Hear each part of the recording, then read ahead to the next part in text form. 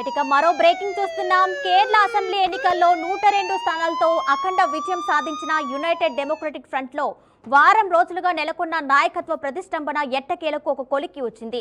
మే 4న ఫలితాలు వెలువడినప్పటి నుంచి ముఖ్యమంత్రి ఎవరు అనే దానిపై రాష్ట్రంలో కొనసాగుతున్న ఉత్కంఠకు ఇవాళ తెరపడనుంది.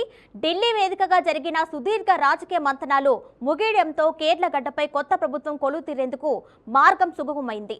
ఇక ఏఐసిసి ప్రధాన కార్యదర్శి కేసీ వేణుగోపాల్ గత అసెంబ్లీలో ప్రతిపక్ష నాయకుడిగా రాణించిన విడి సతీశన్, సీనియర్ నేత రమేష్ చెన్నితాల మధ్య నెలకొన్న హోరాహోరీ పోటీని సమన్వయం చేయడం హైకమాండ్ కు కత్తి మీద సాములా మారింది. దీనిపై మరింత సమాచారం మా సీనియర్ కరెస్పాండెంట్ రామకృష్ణ అందిస్తారు. రామకృష్ణ,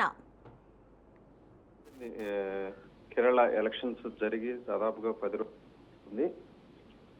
ఆ 10 రోజుల నుంచి కూడా అధిష్టానం సీఎం క్యాండిడేట్ ఎవరు అనేది సందిగ్ధలోనే ఉంది.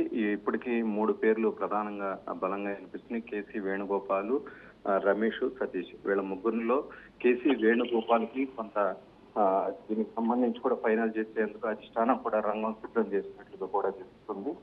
సో మొత్తం మీద ఈ రోజు ఎవరన్నది కూడా కేరళకి సంబంధించి ఫైనల్ అయ్యే అవకాశం కనిపిస్తుంది.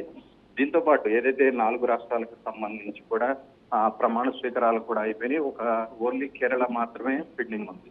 సో నిన్న సోనియా గాంధీ, రాహుల్ గాంధీ, ప్రియాంక గాంధీతో కూడా భేటీ అయ్యారు. ఈ రోజు ఫైనల్ ఎవరు అనేది కూడా కొలిక్కొస్తుందని చెప్పి నిన్న రమేష్ కూడా చెప్పడం జరిగింది. సో మొత్తం మీద చూసుకున్నట్లయితే ఎవరు ఏంటి ప్రమాణ స్వీకారం ఎప్పుడు ఉండబోతుంది అనేది మాత్రం ఈ రోజైతే ఫైనల్ అయ్యే అవకాశం అయితే కనిపిస్తుంది. Kiran. Right Ramakrishna, thank you.